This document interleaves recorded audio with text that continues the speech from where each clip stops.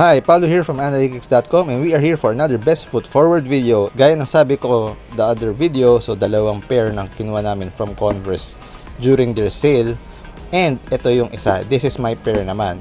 So ang tawag nila dito ay the Chuck Taylor All-Star Construct High. So without further ado, let's go ahead and check out the shoe. So yan, open natin yung box. So this is my pair. So, ginawa ko na lang is parang naghanap na lang din ako ng medyo high top build na medyo mataas din. So, para makadagdag ng konting height. So, ito siya. So, maganda siya. Actually, very, utilitarian. Yan. So, let's take a closer look. So, ito siya. So, gawa siya sa, basically, textile din. Canvas. Or raw textile upper.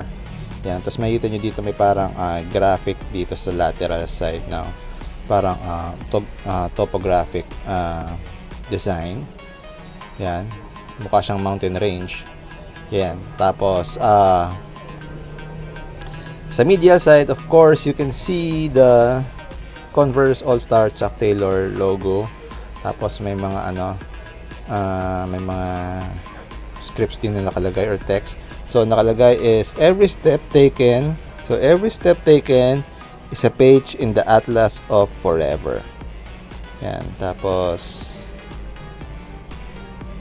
ano pa ang nakasulat dito? From frontiers within to frontiers without. So yan.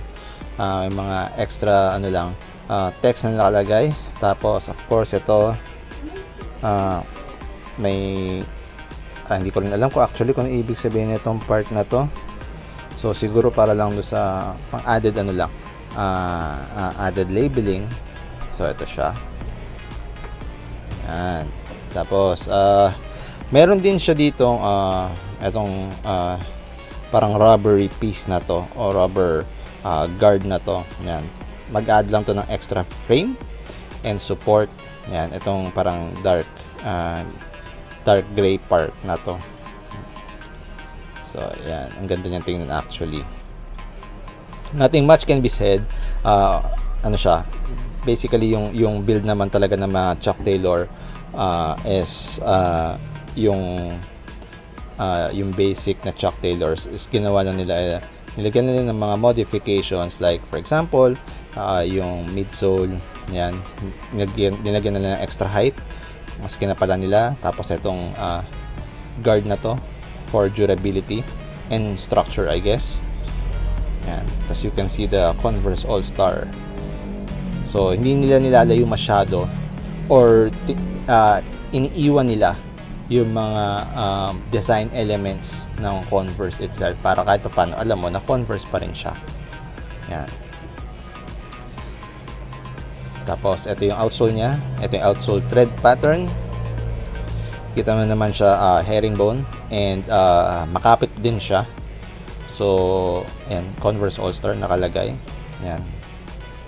So, for the price, ilalagay ko dito kung magkano namin siya nakuha. And sabi ko nga kanina, since 2 pairs yung kinuha namin, meron siyang additional discount pa. So the discount or the sale period will last throughout the whole weekend.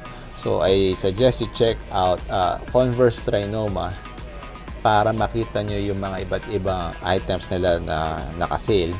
And at the same time, sabi ko nga, if you get 2 or more pairs, meron pang additional discount. So very still price. So parang lumalabas yung total ng price na binili namin for 2 pairs. Ang halaga nun ay para kang bumili ng isang naka-discount, heavy discount item. 'Di ba? Sa usual sa mga usual sales, parang ganoon yung parang kang bumili ng isang pares lang na Converse na naka-super sale. So ayan, check out this shoe. And that's it. Like this video, share, and be sure to check out analytics.com for more sneaker news, features, and reviews. I'll see you in my next video.